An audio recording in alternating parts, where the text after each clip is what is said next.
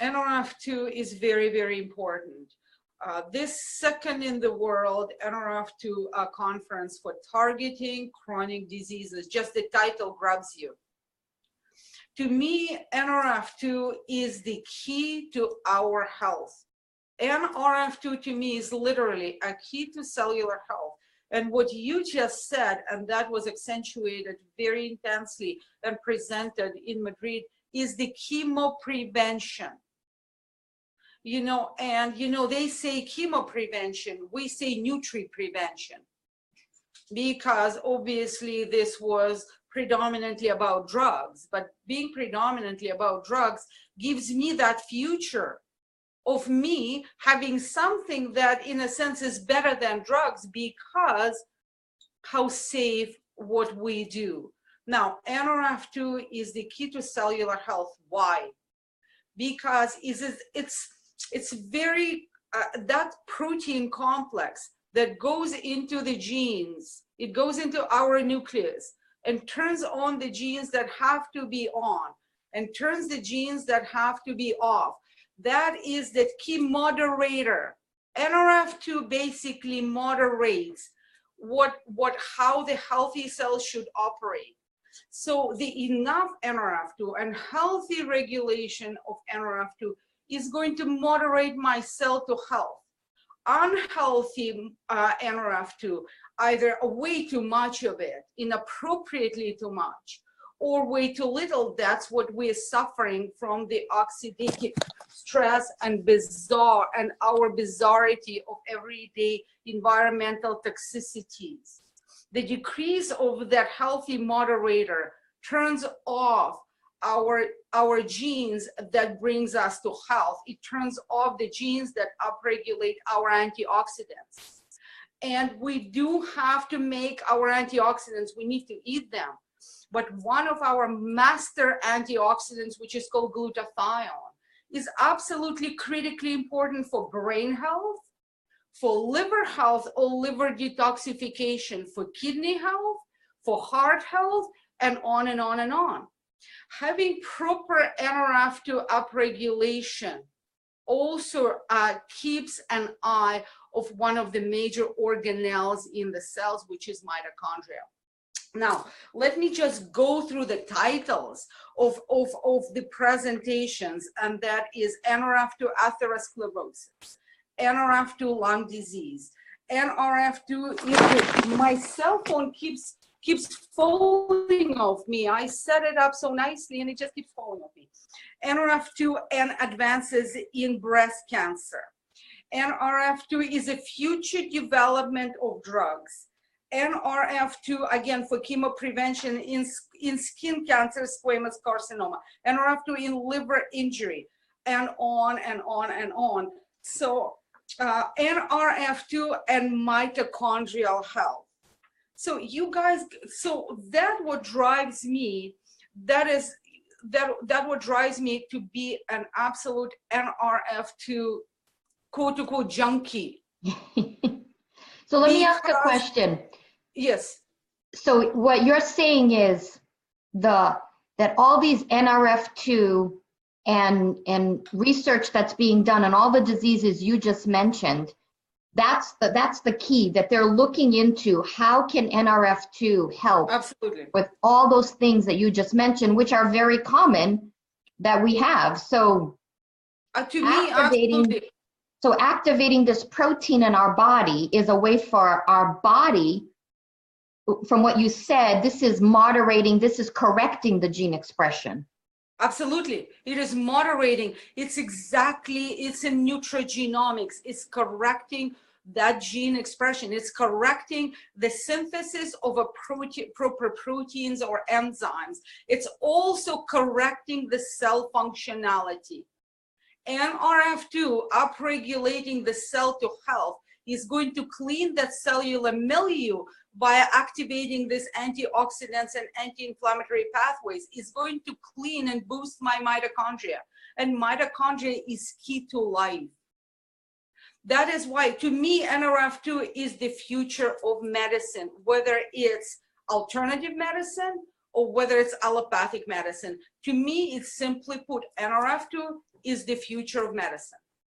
So with that said, Sveta, so you were at this conference and there's lots of pharmaceutical companies. So they're trying to develop drugs that will be NRF2 activators, but there are natural alternatives in the world. Like, so right now we can take a natural NRF2 activator that's doing what they potentially think that the drugs can do. Correct? I And would that's what much rather about. prefer to take a natural NRF2 activator, much rather, because of the pattern of that physiologic, natural biochemical pathway that only natural ingredients can do.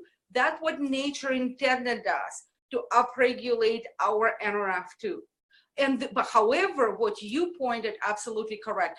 There are multiple drug applications in high phases of human clinical trials for different diseases, Parkinson's disease, lung sclerosis, chronic renal failure in diabetic nephropathy, neurodegenerative disorders like Friedreich's ataxia, Alport syndrome, metastatic hormone-induced breast cancer. And we're just starting. So you mentioned breast cancer. And I know you've done a lot of research, you know, because it's near and dear to my heart and knowing so many women that have had breast cancer, how and why does NRF2 activation benefit? Well, NRF2 is going to reduce the cellular garbage, is going to reduce oxidative stress. And that oxidative stress is brought on us by that bad environment, or what is called xenoestrogens, plastics, bad food, artificial hormones, GMO food, that is going to up this cellular stress or cellular damage. And cellular damage alternatively leads to altered genetic modification and turn on some genes that are going to basically lead to environmental breast cancer, or what is called epigenetic, by and large, hormonally induced breast cancer. That is so critically important for NRF2 to be physiologically, normally regulated. And then there's such a beautiful interplay between our estrogens, the one that we make, and proper NRF2 activation. It is very complicated, but it's very beneficial. All right. So tell us, what else did you learn at this conference about NRF2 and what is coming down the road? I have learned that the drugs, multiple drugs. You know, again, to me, this is encouragement, and this is my oxygen when I teach NRF2. I learned more into the pathway of NRF2. Again, I need to hear, well, number one, to me, meeting people. Number two, again, metastatic breast carcinoma, NRF2 upregulation. So many things. You know, that was an incredible 36 hours of my life. Dealing with people, well, you know, talking to people who are senior scientists into these clinical trials. And basically, this conference was by invites only. So it's like just being in that crowd of who's who in NRF2 world was incredible, learning and soaking, and then incorporating into my teaching into my modes of health. And especially with what I have, and especially in my, not only my medical practice, which absolutely I will implicate it, but also I'm implicating it into my health and wellness business. I'm implicating it into my teachings of nutrigenomics. Yeah, you just gave me goosebumps, you know, because it's like you're seeing the future of where medicine is going, and we're already there, right? Like, we know about NRF2 activation. I know I've been on a NRF2 activator for 8 years now. And, you know, you talk about it being NRF2 activation can detoxify your body of carcinogens. And when I got on it, you know, thank God, I didn't even know that that's one of the things it was doing, because as you know, I've been at least 11 years dealing with, blood cancer. And, thank God this was in my body, detoxifying my body, taking those carcinogens that were in my body out and, keeping me healthy. I'm just getting goosebumps, really, just listening to you and knowing that. This is incredible. This is incredible, and that's a whole thing, as a medical doctor, licensed medical doctor, and, and somebody who is obligated to have the research and, promote research and conduct research. But hearing this, listening to the stories like yours, listening to the stories of my friends and my business partners, that's what makes me, Now I'm at the University of Alberta Hospital visiting a mom of one of my business partners. And it's about that family, that culture. And of course, again, we are trying to introduce that NRF2 in her diet more and more. It's incredible. Yeah. And what we have, I told you, I'm absolute believer that not only it's about NRF2, it's about NRF2 as a foundation, but then it's about mitochondria. Nothing is going to happen to cell in a good way if the mitochondria is not working right. And so the oxidative stress exactly. damages the mitochondria. The family of those transcription factors, different NRFs, nuclear transcription factor, nuclear respiratory factors. It's a multiple generation of them. But the interesting thing about all of them activate before. They sit before the nucleus. They send the signals. That's why they're transcription factors.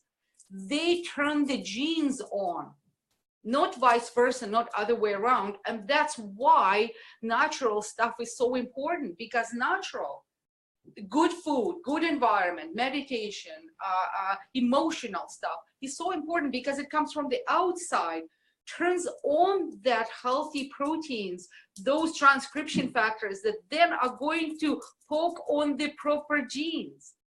And vice versa, the adverse factors, the environmental toxicities, the bad food, the unhappiness, that stress of different modalities, it downregulates those transcription factors, because you need to understand that there are good nuclear transcription factors, but there are also bad nuclear transcription factors.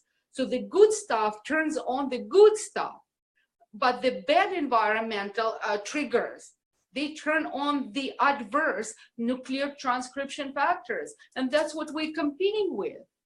It's for the same way, you know that we're promoting microgut health. And we're promoting good probiotics because there's a constant war in my bowel, in your bowel, and everybody else's bowel. There's a war on a second basis between good guys and the bad guys, the good probiotics and the bad probiotics. And if the good guys win, we're healthy. But if the bad guys win, we're not healthy.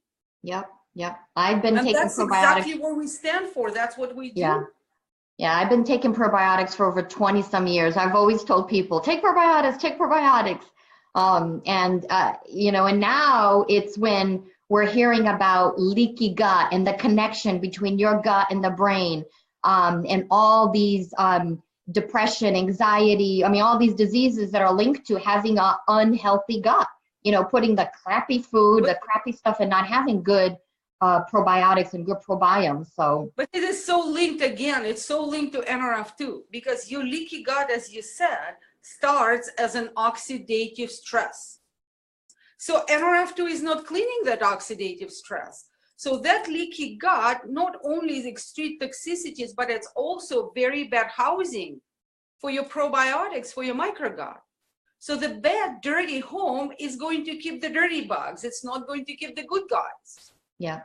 So before you stick your probiotics, you need to think of the origin. It's that system of NRF2 upregulation, mitochondrial boost, and the microgut health. And when you get this together with with abundance of nutrient-dense foods and happiness and everything else, you see where we're going to go with this. So the bottom line, to kind of explain to people, what is NRF2 activation compared to supplementation, right? We take supplements, we take an antioxidant. So not enough. It has to be combined. You got to eat and you got to supplement. Supplements have a definition. It's supplements, it's not substitutes. But what supplements do, they give that boost to that cellular upregulation that is missing in our activity, in our daily activity, and also via our physiologic and biologic aging. That's what it is. So you absolutely need to eat your antioxidants. You need, because they give you something else. They give you vitamin C, they give you vitamin A and vitamin D. But with this, you absolutely need to turn on your cellular antioxidation. And that's what direct antioxidants do not do. Oh. That some other supplements do. So you need to eat your oranges and your carrots and your greens because they give you B's and A's and E's and C's, that's fine. But with direct antioxidation, if you do not have your NRF2 activation of my and yours antioxidants, like a superoxide dismutase, like glutathione, like catalase, and on and on and on, your antioxidants like C, vitamin C, A, E, and B's, they're going to turn into free radicals themselves. Ours regenerates, recovers something that we take from the food. That is why it has to be both. But Wow. without NRF2 activation, the cell is not going to function optimally. What we have, we turn on our cell to the way it's actually supposed to act. Because in the milieu of everyday living, all our cells are suppressed. Wow. So NRF2 activation is the key to prevention, is the key to absolutely. Wellness. It is multiple papers are presented on NRF2 as the chemo prevention. And as I said, chemo, because the conference was targeting the drugs. No, my chemo prevention is absolutely as the nutrichemicals, all the real stuff, all this, what we have, and the broccoli and the Brussels sprouts and the turmeric and the green tea and the ashwagandha, all the stuff. Yep. Well, thank you so much. It's amazing. I learned so much from you every time we talk. And so we are both, just so passionate. I know how you're as passionate as I am with sharing this with the world, teaching the world about NRF2 activation. Activate your body. Get your body to heal itself, right? NRF2 activation unlocks that pharmacy, which is the enzymes you were talking about inside of us. So if we unlock that, we can get ourselves healthy.